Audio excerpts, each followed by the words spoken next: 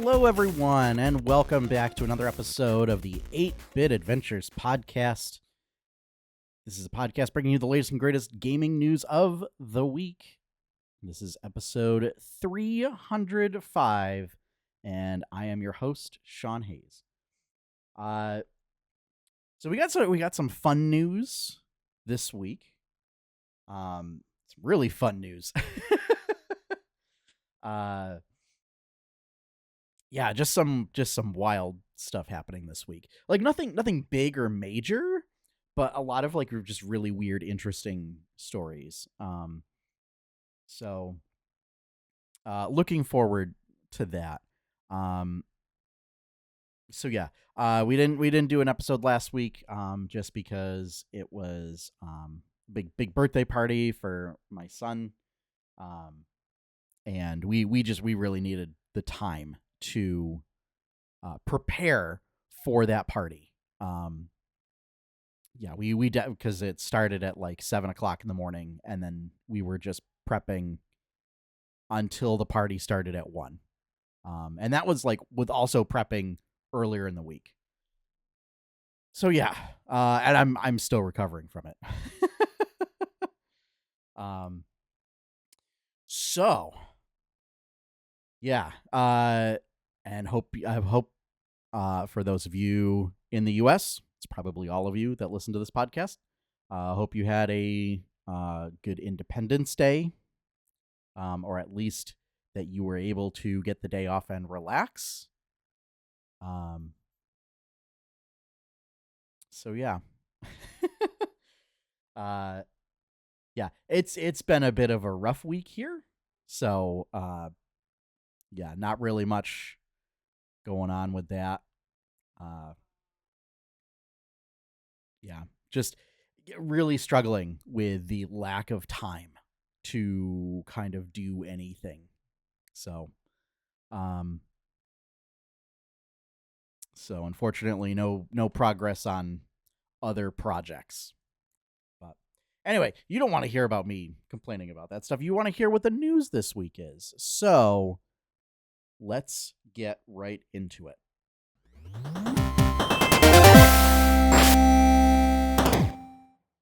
All right, so first up, there were previews of Green Dragons, Black Dragons, and Paladins that were posted this week.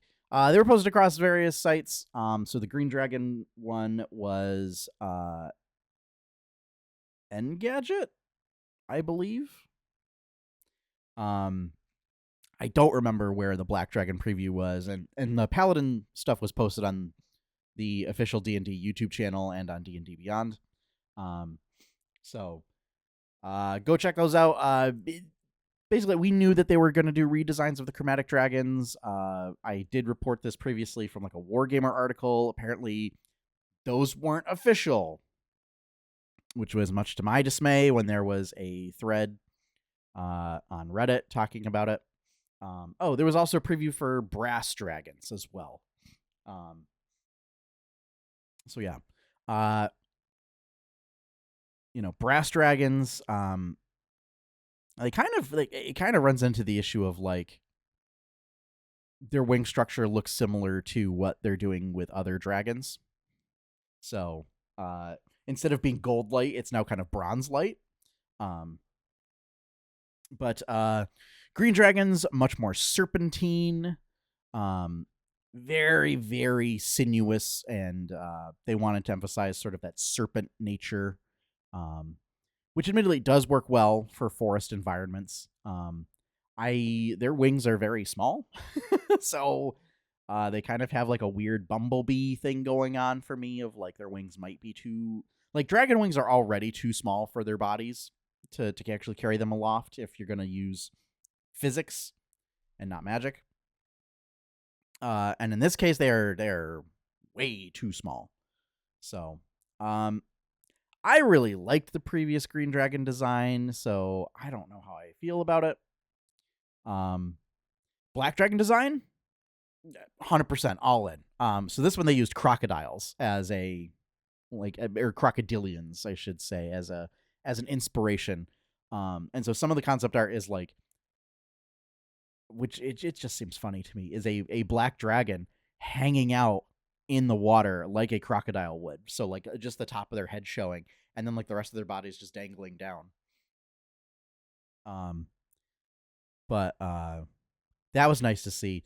Looks like they're going more of a coloration thing with the sort of the gray and white patches on their face, as opposed to the acid from their breath weapon is literally eating away at their face. Um, which was why Black Dragons in previous editions had like the weird bony facial structure. Um, is because like the acid that they spit like would seep out and just like eat away at their skin and flesh on their face to leave just like a bony structure to it. Um, big things for paladins. Divine Smite got nerfed. It requires it's like now a spell and a bonus action activation after you hit with an attack. I think it's fine. A lot of their other features were buffed, so a lot of people are screaming gloom and doom. Which it's just wild. It's wild to me that like the strongest class in the game gets pulled back a little bit, and everybody is screaming about how the sky is falling. When like, and saying like, oh, this is the first misfire of 2024, and it's like, have you looked at any of the discourse like surrounding Ranger or Rogue? And like, oh, I mean, this is the thing, right? And we see this in Warcraft a lot. Nerfs come, they might even be slight nerfs, and now all of a sudden everybody's like, oh no, we're the worst now, and it's like, you're still top of the charts, like, come on. And notably, a lot of this, of course, from DMs and GMs are who actually play tested it. This change is great. What it does is it just evens out the math a bit, so that you can't just like go full burst on round one and just have single round combats. And like the thing is, like this was a problem with Paladin. I know I have a Paladin in my home game.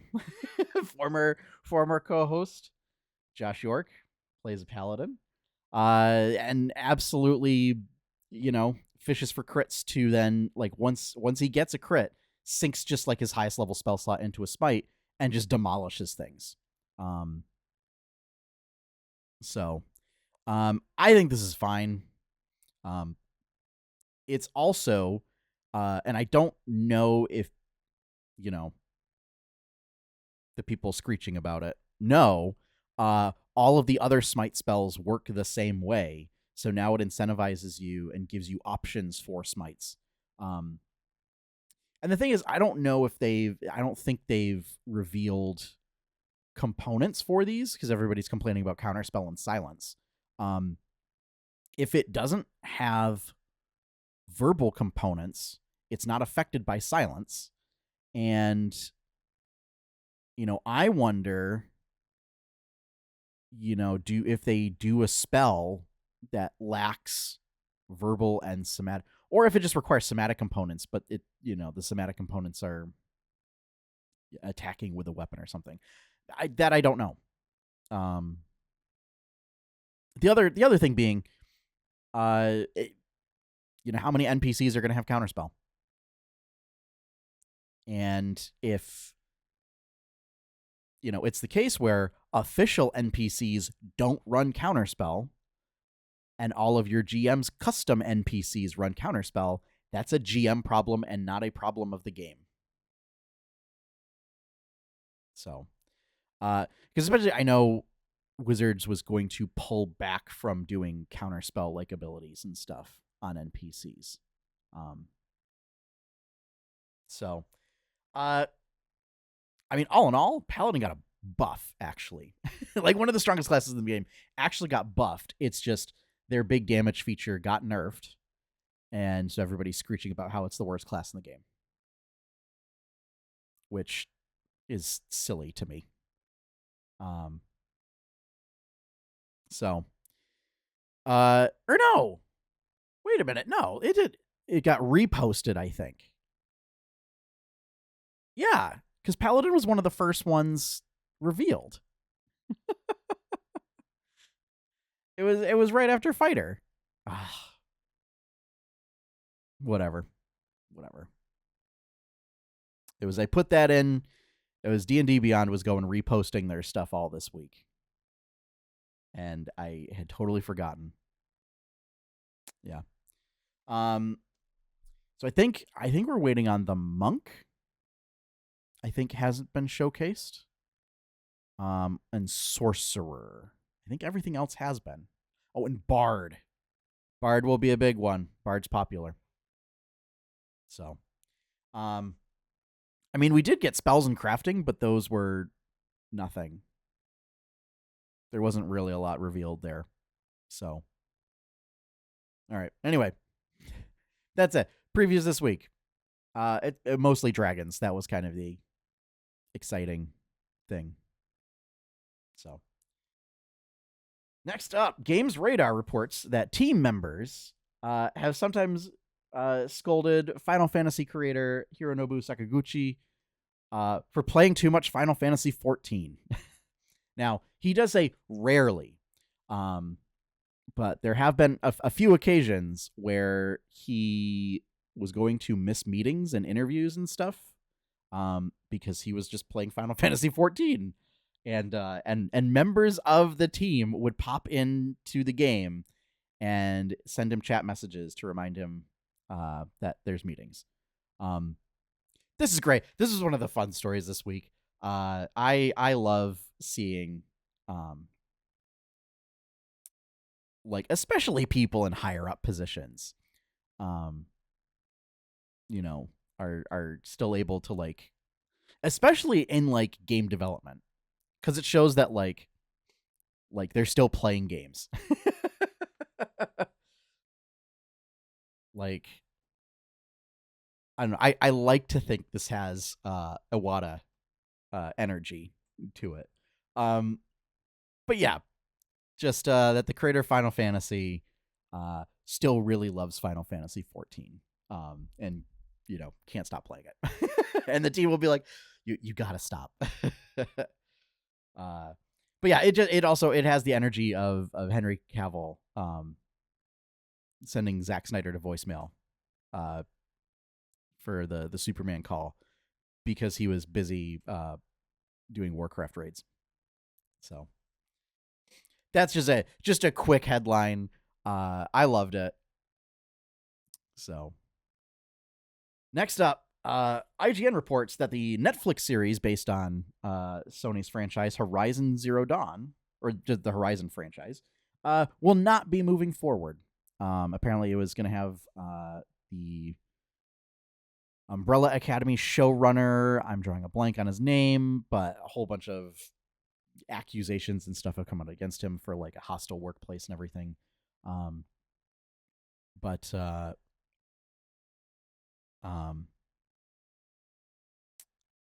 this plus another project got dropped.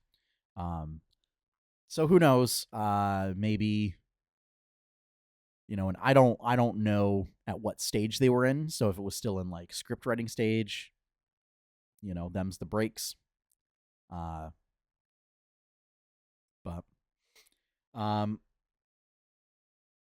yeah, I a series like that could be interesting. I do worry just like because of the nature of the machines. There's a lot going on. And I really worry that it would just be a lot of bad CGI. Like that is a concern of mine. Or that somebody would misconstrue the actual meaning of the games and focus on the wrong things. So, but yeah, no Horizon Zero Dawn TV series anytime soon. So we'll have to see if he gets picked up elsewhere. But Good luck to them. Next up, this is the wildest story this week. I'm gonna lay it out for you right here now.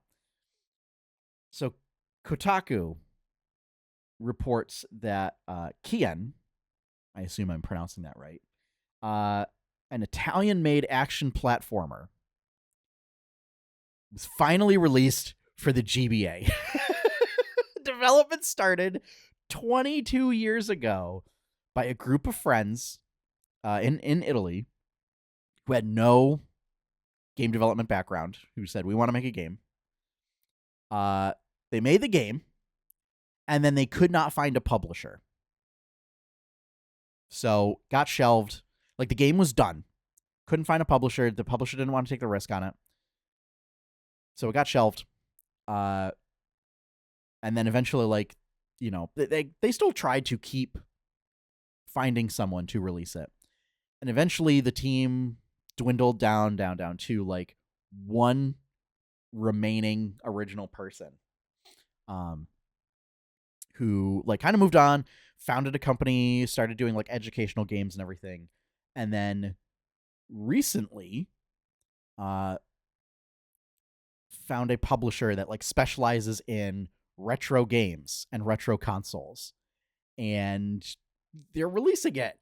Physical cartridges. It will be available as physical cartridges for the GBA, or if you use an emulator, there is a digital version available for that. Yeah. So I don't know if this holds the new record for longest development time, or rather longest time from start of development to release. But this is wild. I love it. So yeah, it just goes to show, you know, if something doesn't work out your way, keep at it. Keep plugging away. Because you never know. It might take 22 years, but so yeah, I'm really interested to see what comes of this. And it's out now. Like, you can get it now. So I may actually at some point pop over to GameStop and just see if they have it. Like, because I don't know where you would pick it up. I don't know who sells GBA games anymore. Like, would you have to go to a retro shop even though it's a new release? Like, would stores have it? Like, what section would that, like, I mean, they put it in the Nintendo section, I'm sure, but like, you know, just like one GBA box. Or maybe it's just direct sales on like Amazon. And that might be the case. So, yeah, congratulations to that team for finally making it. Next up, Engadget reports there was a security breach at Roll20. Large security breach. I actually did get an email from Roll20 because I do have an account from, I don't know, 10 years ago or longer ago. But this was someone gained unauthorized access to an administrative account. So probably a phishing scam. And they do mention that the data that may have been exposed includes first and last names, your email, your last known IP address, and the last 4 digits of your credit card if you have a credit card saved. Because Roll20, you know, they do offer modules and rule sets and stuff so that you can import that instead of having to build it custom. So yeah, if you have a Roll20 account, maybe change your password just to be. They did say that passwords were not part of the data that was breached. Change your password anyway.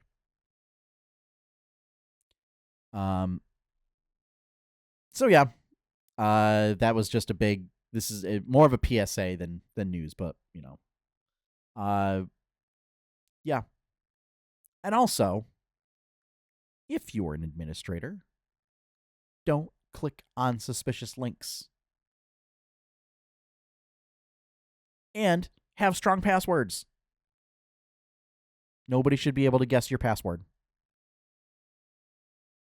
So, that is that. Finally, our last news of the week. Nintendo Life reports that Nintendo's repair service for the Wii U has officially ended. Has the parent company in Japan trying to figure out how to explain, like Nintendo proper, Nintendo Co. Limited, in Japan has run out of replacement parts. So notably, the repair service has already been shut down elsewhere. So, like, if you're in North America, like me, you couldn't send it in for repairs. So if you are a Wii U owner, if you are one of if you are an owner of one of the 12 million units or 13 million units that was sold, and you're having problems with it, do yourself a favor, try and find reputable console repairers, like console repair techs. I don't know how many people do it quote unquote professionally, like if they make a business of it. But there's plenty of people who probably do it as like a side hustle, because I can't imagine there's enough sustainable work. But yeah,